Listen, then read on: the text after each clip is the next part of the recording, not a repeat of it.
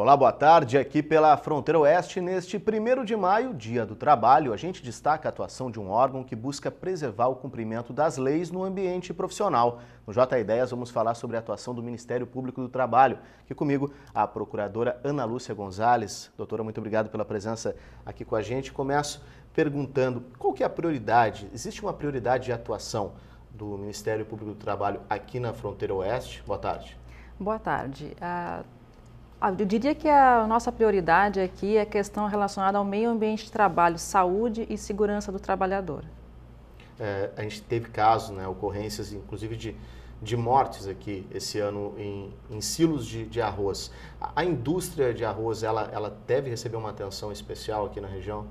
De fato, esse com certeza vai ser um dos nossos focos de atuação para o ano, implementar a fiscalização e medidas que possam melhorar o combate às irregularidades no meio ambiente de trabalho nesse setor, principalmente conscientizando, não só os trabalhadores, mas principalmente os empregadores, de que sai muito mais barato prevenir o acidente do que depois pagar as indenizações. Em termos estatísticos de ocorrências de acidentes de trabalho, a região, em comparação com outras regiões do estado, não é, digamos assim, das mais alarmantes, mas isso também reflete uma questão de contexto econômico, né, doutora?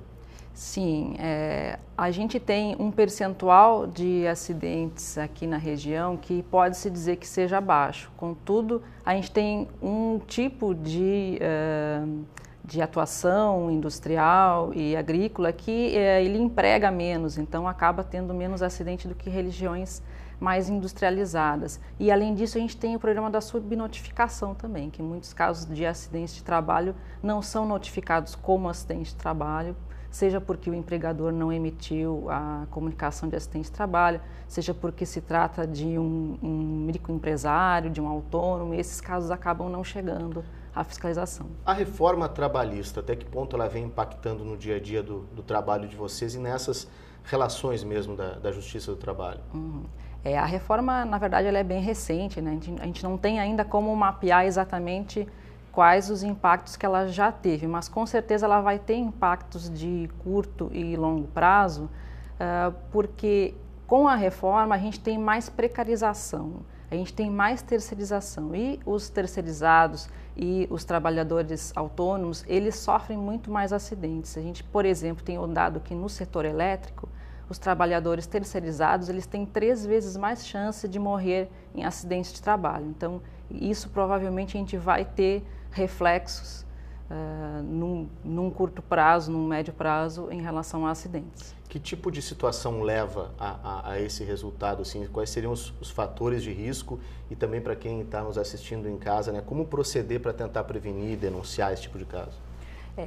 O trabalhador, ele quando recebe menos treinamento e quando o empregador se preocupa menos com as atividades de prevenção, é quando o acidente acaba ocorrendo. Então, é importante que o trabalhador, observando que medidas de segurança não estão sendo cumpridas, que ele não está recebendo equipamentos de proteção, por exemplo, que ele comunique o sindicato, comunique o Ministério do Trabalho e comunique o Ministério Público do Trabalho para que se possam tomar medidas repressivas em relação a isso. Inclusive o telefone, o 3911-3400, que o pessoal pode fazer a denúncia, inclusive com a identidade sendo mantida em sigilo, Doutora, muito obrigado pela presença aqui com a gente. Um ótimo Dia do Trabalhador para nós todos, para quem está em casa também nos assistindo e está podendo curtir uma folga. Doutora, obrigado pela presença mais uma vez. Obrigada, boa tarde.